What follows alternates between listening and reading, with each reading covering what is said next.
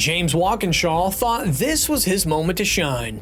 $1.3 billion.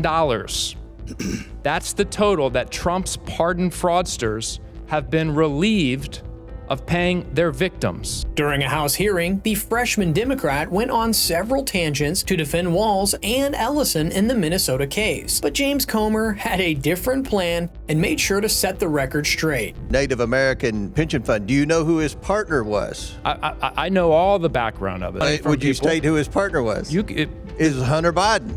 And today, we're covering it all. So without further ado, let's jump right into it.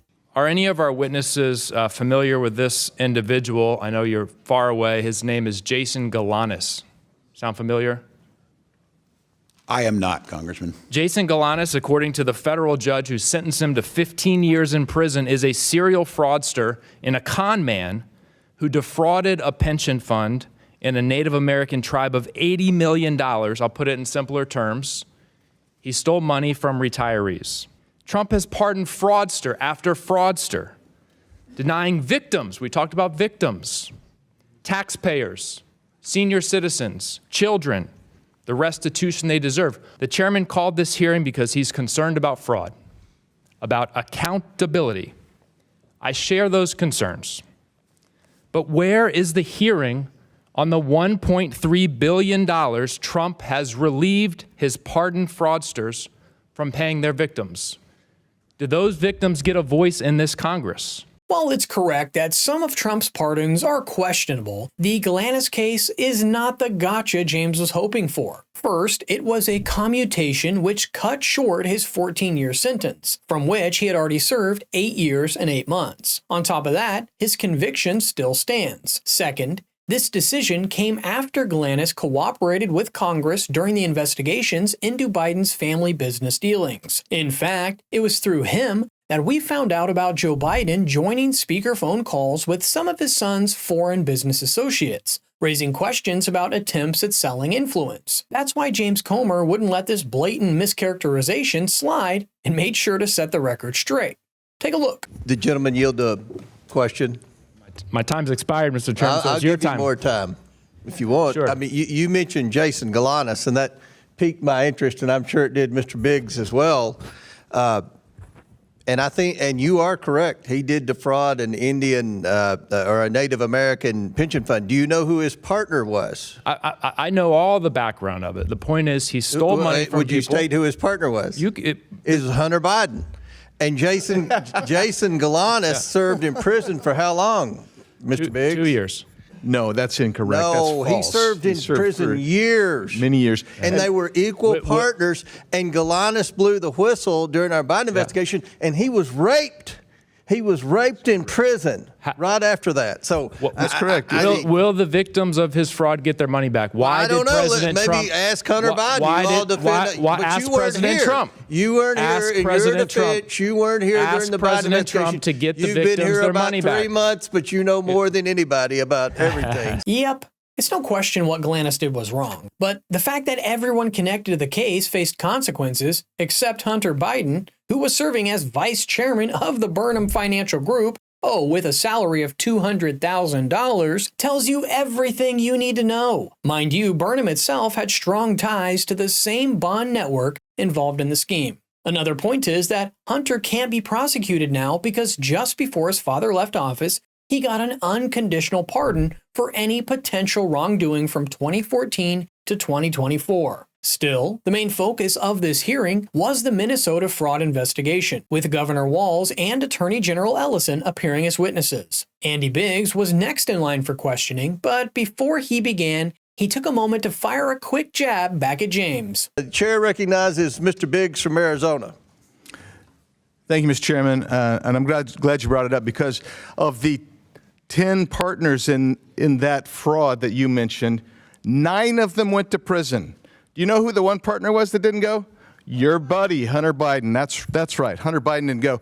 And by the way, you must not have been here. I don't think you were here when I introduced all these documents earlier before I had to leave to go to judiciary, talking about of the 1,500 criminals pardoned by Joe Biden in 1 week, 24 of them were fraudsters that had hundreds of millions of dollars of restitution forgiven by Joe Will the Biden. gentleman But now I'm yield? going to go now to Mr. Ellison. Will the gentleman yield? No, I've had enough of you. Again, you can call out Trump's pardons all you want. Even people within his own administration have struggled to defend some of them publicly. But for James to fall back on whataboutism just to downplay what happened under Walsh and Ellison is terrible optics. Now, to Andy's point, nowadays you'd see every Democrat trying to put the spotlight on Trump's pardons. Yet there was far less outrage when thousands of pardons were issued through the auto pen during the final months before Biden left office. Even the DOJ seemed unclear about how some of those decisions were being handled back then. Biggs then shifted his attention towards Ellison, playing an interesting clip that showed just how poorly the fraud cases in Minnesota were being managed. Let's talk to Mr. Ellison.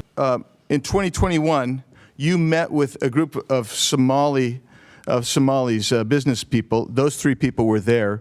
Safari Restaurant, Partners in Quality Care, also known as Parties in Nutrition, some of their named partners, and Feeding Our Future representatives, including Abshir Omar, who said they were having difficulties because they were being investigated, and that conduct is very racist, xenophobic, and Islamophobic.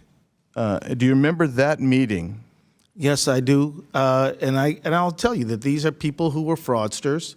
They lied to me. They lied to the judge. Yep. They lied to state agencies, And that's why we contributed to them being convicted. Well, let's go on from that, because you may not remember some of the things you said to them, specifically, and maybe we should play this video. I don't know if do we have the video queued up? This has my attention. I'm extremely frustrated by it, but we are in the middle of a battle with the agencies now. And I can tell you this, Walls agrees with me that this piddly, stupid stuff running small people out of business is terrible. Yeah, because what you thought was terrible there was that these people were being investigated for fraud. And you later took $10,000 in campaign donations from these same individuals. Do you remember that? The audio we just heard came from a meeting in December 2021, during the peak of local investigations into the Feeding Our Future case. Just 1 month later, Ellison and several local Democrats received over $50,000 in campaign donations from the same business leaders. To be fair, once the scandal became public, many returned the funds or redirected them to other organizations. Still, this raises serious questions. These officials were responsible for oversight in making sure these NGOs followed the law. Yet at the same time, money connected to the individuals tied to the investigation was flowing into political campaigns. If that's not a clear conflict of interest, then what is? Let me know in the comments your thoughts on this story. Don't forget to like and subscribe, and remember, you heard it here at the Dais.